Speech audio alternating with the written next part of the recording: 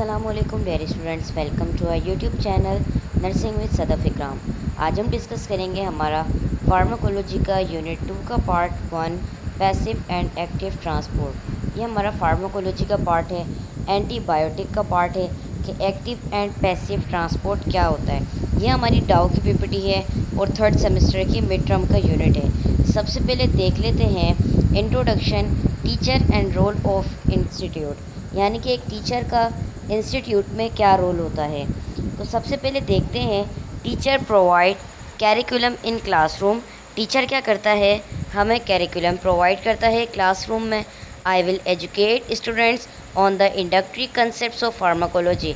और वो क्या चाहता है कि वो अपने स्टूडेंट्स को एजुकेट करेगा जो भी फार्माकोलॉजी के रिलेटेड कंसेप्ट्स होते हैं, इंट्रोडक्टरी कंसेप्ट्स होते हैं, यानी कि उसके बारे में बताना, उसकी हर एक आइडेंटिफाई के बारे में बताना।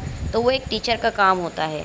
आई will help grow a basic understanding of medication and their associated nomenclature.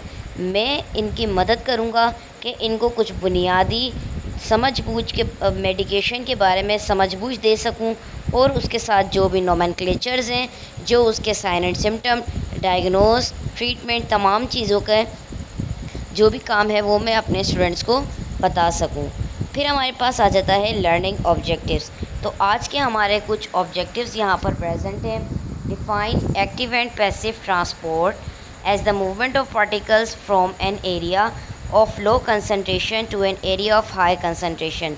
अब एक्टिव ट्रांसपोर्ट क्या होता है, जब भी कोई मूवमेंट होती है पार्टिकल्स की तो वो लो एरिया से हाई कंसनट्रेशन की तरफ जाती है, यानी कि नीचे से ऊपर की तरफ जाती है। जब कोई चीज़ नीचे से ऊपर की तरफ जाती है तो उसमें एनर्जी लगती है, और वो काम जिसमें एनर्जी लगती है वो हमारा एक्टिव काम कहलाता है। वो काम जो कि विदाउट एनर्जी हो रहा है, खुद से हो रहा है, वो हमारा पैसिव ट्रांसपोर्ट कहलाता है।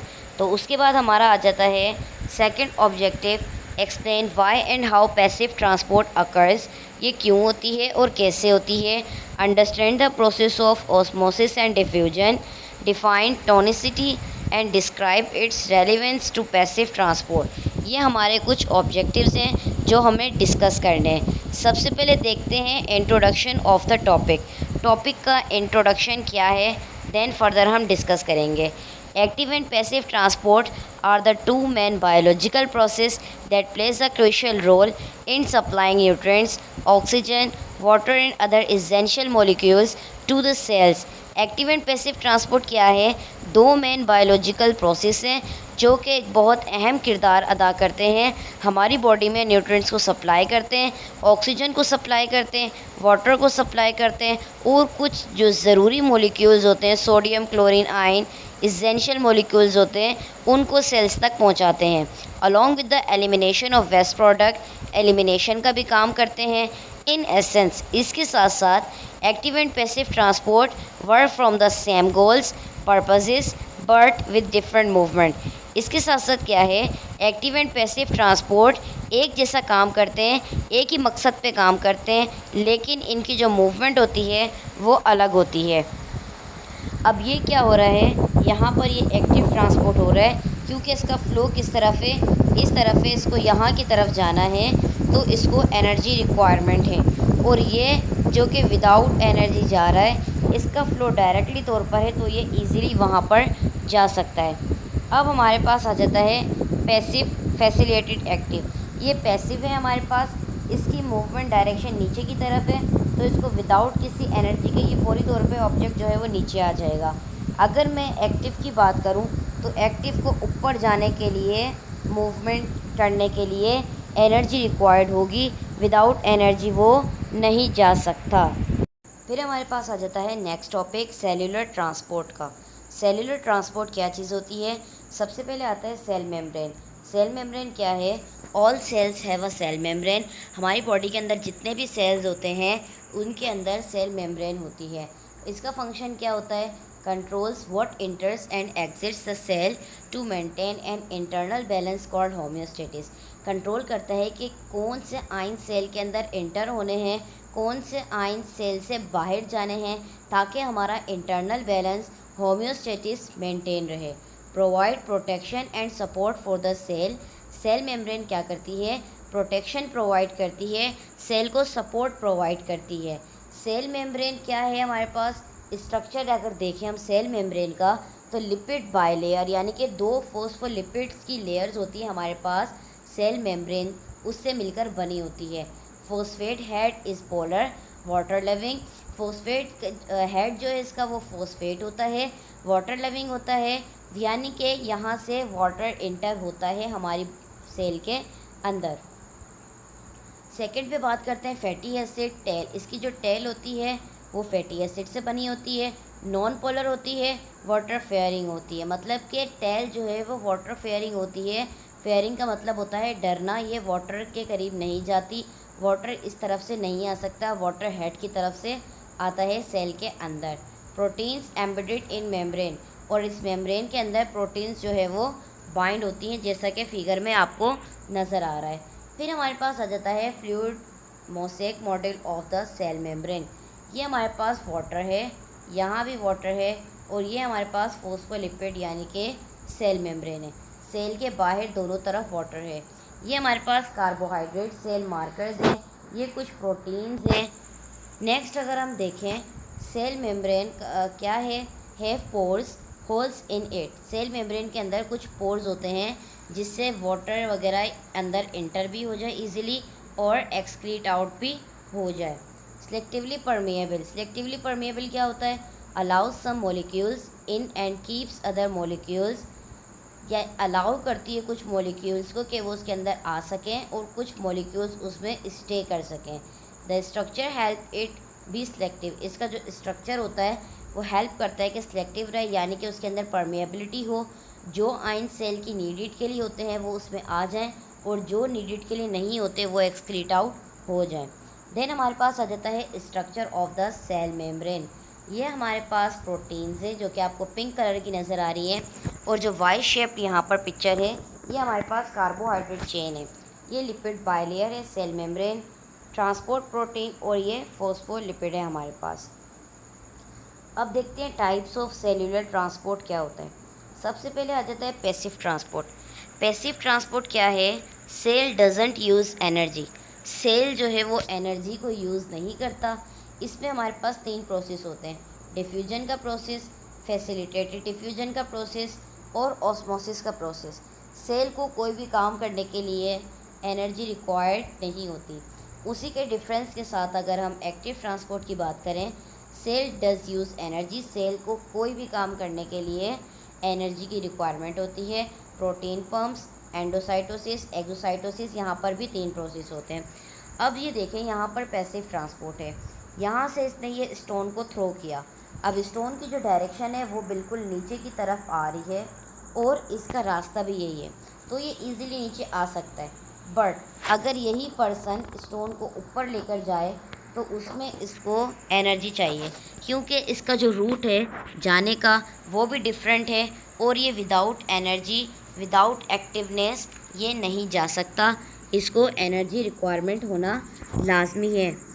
फिर हमारे पास आ जाता है पैसिव ट्रांसपोर्ट, को हम डिटेल में देखते हैं। सेल यूजेस नो एनर्जी, ये तो कंफर्म हो गया कि सेल कोई एनर्जी यूज़ नहीं करता, पहला MCQs आपका सॉल्व हो गया। मॉलिक्यूल्स मूव रैंडमली, मॉलिक्यूल्स क्या करते हैं, खुद से मूव करते हैं रैंडमली तौर पे, उनके अंदर मूवमेंट होती है, उनसे करवाई नहीं जाती। Molecules spread out from an area of high concentration to an area of low concentration. दूसरा MCQs आपका ये आ जाता है, मॉलिक्यूल्स जब फैलते हैं, जब मॉलिक्यूल्स फैलते हैं तो किस तरीके से फैलते हैं, higher concentration into lower concentration, ऊपर से कोई चीज़ नीचे आ रही है, ठीक है, फिर यानी कि हाई से लो की तरफ। इसकी हमारे पास 3 टाइप्स होती हैं। 3 टाइप्स में हमारे पास आ जाता है diffusion, facilitative diffusion and osmosis. Diffusion में क्या आता है हमारे पास, simple lipid soluble, simple lipid soluble होता है, यानी कि aqua porin, ligand gated and voltage gated. ये जो मॉलिक्यूल्स होते हैं इसके अंदर पैसिव ट्रांसपोर्ट होता है, इनको एनर्जी रिक्वायर्ड नहीं होती, इनमें खुद से मूवमेंट होती है। अगर फैसिलिटेटेड डिफ्यूजन की बात करें, diffusion with the help of transport protein, diffusion किसके थ्रू होती है, help of transport protein, proteins जो उसके अंदर थी सेल मेम्ब्रेन में जो हमने पढ़ी थी उसकी हेल्प से होती है। जैसे ग्लूकोज, ब्लड अमाइनो एसिड। ठीक है, इसी तरीके से ऑस्मोसिस में क्या होता है, वाटर की डिफ्यूजन होती है। वाटर की डिफ्यूजन कैसे होती है, higher concentration into lower concentration में मूवमेंट होती है वाटर की, तो वो हमारे पास पैसिव ट्रांसपोर्ट की टाइप ऑस्मोसिस पैसिव ट्रांसपोर्ट में आता है। नेक्स्ट अगर हम बात करें डिफ्यूजन, डिफ्यूजन में क्या होता है, रैंडमली मूवमेंट होती है पार्टिकल्स की from an area of high concentration to an area of low concentration. खुद से मूवमेंट होती है, लेकिन हायर कंसनट्रेशन से लेकर लोअर कंसनट्रेशन पर मूवमेंट होती है। ये पॉइंट तो आपने याद करना है। Diffusion continuous until all molecules are evenly spaced equilibrium is reached, molecules will still move around but stay spread out. Diffusion continuously जो है मॉलिक्यूल्स में स्पेस जो होती है इक्विलिब्रियम पहुंच जाता है, तो मॉलिक्यूल्स जो है वो स्टिल मूव करते रहेंगे जब तक वो फैल ना जाए। मतलब कि अगर इतनी सी जगह है, मॉलिक्यूल्स ने यहाँ से स्टार्ट किया, तो जब तक वो ओवरऑल एरिया में नहीं स्प्रेड हो जाते उनके अंदर मूवमेंट होती रहेगी। नेक्स्ट हमारे पास आ जाता है फैसिलिटेटेड डिफ्यूजन। फैसिलिटेटेड डिफ्यूजन में हमारे पास क्या होता है, डिफ्यूजन होती है कुछ स्पेसिफिक पार्टिकल्स की। किसके ज़रिए होती है, ट्रांसपोर्ट प्रोटीन के ज़रिए होती है, जो कि मेम्ब्रेन में पाई जाती है। यानी कि जो प्रोटीन मेम्ब्रेन में होती है, जो आपको लास्ट फिगर में बताई गई थी, उसके ज़रिए कुछ खास पार्टिकल्स की डिफ्यूजन होती है। Transport proteins are specific, they select ions certain molecules to cross the membrane, transport large और चार्ज मॉलिक्यूल्स। अब ये मेम्ब्रेन यहाँ से इसकी ओपनिंग होती है, ये हमारे पास चैनल कहलाता है। ठीक है, ये जो पॉइंट है ये हमारे पास चैनल कहलाता है। यहाँ से कुछ खास जो हमारी बॉडी से एक्सीट आउट होना होगा वो यहाँ से हो जाएगा, और जो एंट्रेंस होगी वो भी इसकी यहीं से होगी। तो ये हमारे पास कुछ स्पेसिफिक आयंस होते हैं। यानी कि सेल के अंदर क्या है, फॉस्फेट है। अगर सोडियम इंटर होगा, वाटर इंटर होगा, तो वो भी यहीं से होगा। ठीक है, यहीं से आएगा। और अगर बाहर जाना होगा तो यहीं से एक्सक्रीट आउट हो जाएगा। फिर हमारे पास आ जाता है पैसिव ट्रांसपोर्ट में। ये हमारे पास हो रही है फैसिलिटेटेड डिफ्यूजन। ये मेम्ब्रेन के थ्रू क्या हो रहा है, ये ट्रांसपोर्ट प्रोटीन है, लो कंसनट्रेशन पे आ रहा है, हायर कंसनट्रेशन से ग्लूकोज मॉलिक्यूल्स की क्या हो रही है, स्प्रेडिंग हो रही है, तो ये यहाँ से बाहर की तरफ आ रहे हैं।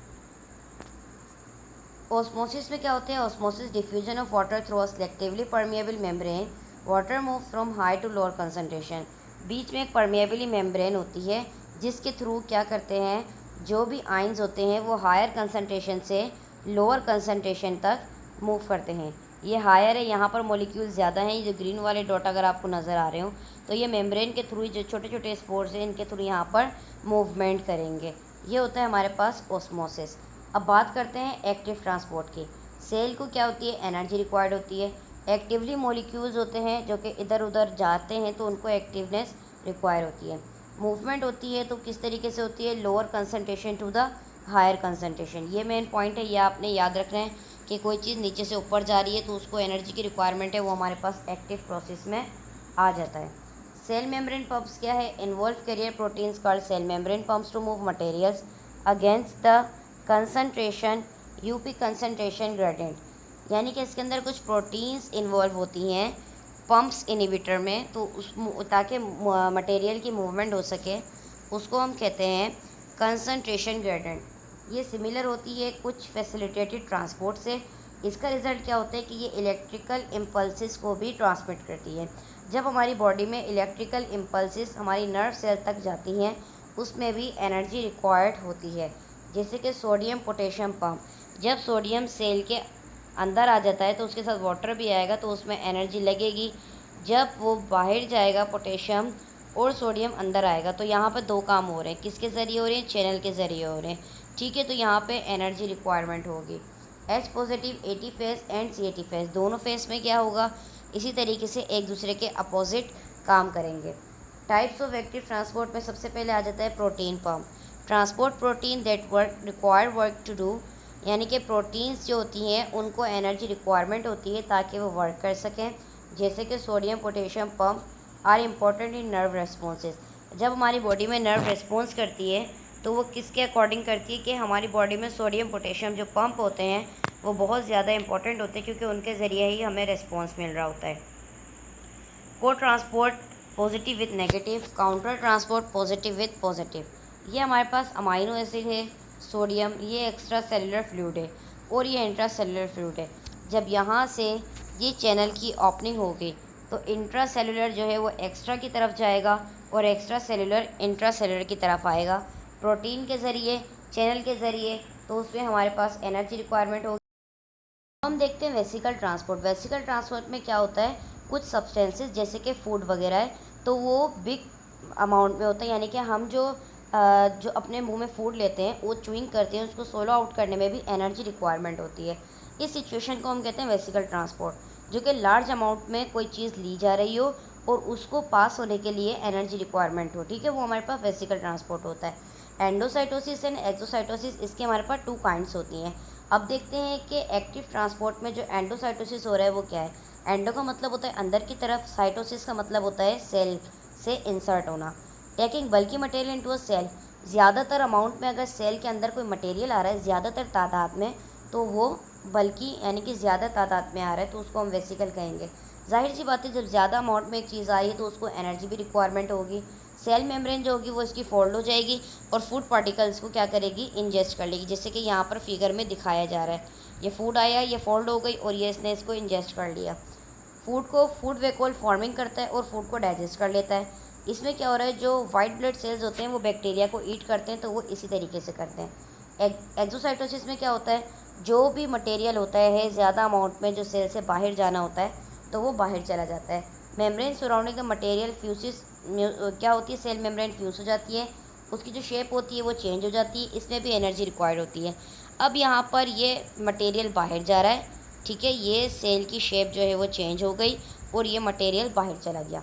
हार्मोन्स और वेस्ट रिलीज, जब हमारी बॉडी से हार्मोन्स रिलीज़ होते हैं तो कुछ इसी तरीके का काम हमारी बॉडी के अंदर हो रहा होता है। फिर हम देखते हैं एंडोसाइटोसिस में कुछ और मज़ीद टाइप्स हैं।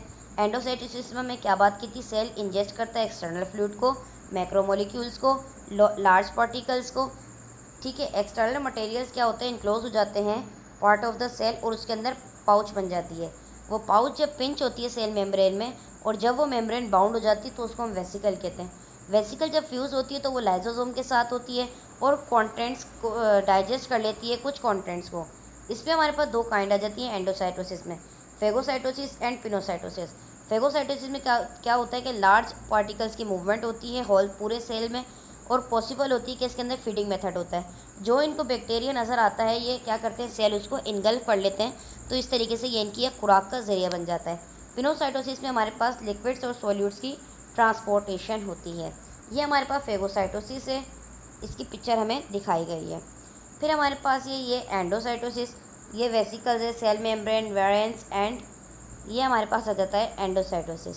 नेक्स्ट हम देखते हैं एक्सोसाइटोसिस। इसमें क्या हो रहा है, वेसिकल्स एंड साइटोप्लाज्म के साथ वेसिकल्स जो है वो फ्यूज़ हो रहे हैं सेल मेम्ब्रेन के साथ, कंटेंट्स को रिलीज़ कर रहे हैं एक्सटर्नल इन्वायरमेंट में यानी कि आउटसाइड द सेल। जब रिलीज़ कर रहे हैं लार्ज मॉलिक्यूल्स को, जैसे कि protein packed by the Golgi apparatus हो गया, तो ये किस में काम करते हैं, नर्वस सिस्टम में, एंडोक्राइन सिस्टम में, और ये जो बाकी अदर सेल्स की एक्टिविटीज़ होती है उनको इसी तरीके से कंट्रोल करता है। ये हमारे पास एक्सोसाइटोसिस हो जाता है। नेक्स्ट हमारे पास आ जाता है हाइपोटोनिक सॉल्यूशन।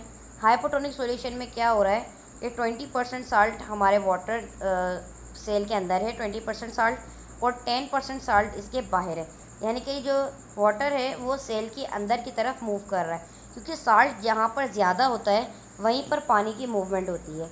इसी तरीके से अगर हम हाइपरटोनिक की बात करें, इसमें क्या हो रहा है, 10% साल्ट जो है वो अंदर है, 20% बाहर है। जैसे मैंने बताया कि जहाँ पर साल्ट ज़्यादा होता है वाटर वहीं पे मूव करता है, तो water outside the cell move कर रहा है क्योंकि बाहर 20% साल्ट मौजूद है। इसी तरीके से आइसोटोनिक सॉल्यूशन है। आइसोटोनिक में क्या है, सेम होता है। आइसो का मतलब होता है सेम, यानी कि हर चीज़ आपके पास क्या होगी, सेम अमाउंट में होगी। और टॉनिक का मतलब होता है एक टोन जो चल रही होती है, यानी कि ये इधर भी जा सकता है और इधर भी जा सकता है। तो वाटर गोज़ बोथ डायरेक्शन, अंदर भी आता है बाहर भी आता है, क्योंकि 10% साल्ट अंदर भी है, 10% बाहर भी है। नेक्स्ट हमारे पास आ जाता है what type of solution are these cell in. अब इन सेल्स के अंदर कौन से टाइप का सॉल्यूशन होता है, ये आपने इसका आंसर कमेंट सेक्शन में मुझे बताना है। हमारे पास एनिमल सेल है, रेड ब्लड सेल, और ये हमारे पास प्लांट सेल है। तो आपने इसको क्या करना है, जल्दी से गूगल पे सर्च करके मुझे बताना है कि एनिमल सेल के अंदर जो रेड ब्लड सेल्स होते हैं उसमें किस टाइप का सॉल्यूशन होता है, प्लांट सेल में किस टाइप का सॉल्यूशन प्रेजेंट होता है। तो ये थी आज की हमारी पीपीटी। इसमें अगर कोई कन्फ्यूज़न है तो उसका क्वेश्चन आप कमेंट सेक्शन में पूछ सकते हैं। Thank you so much.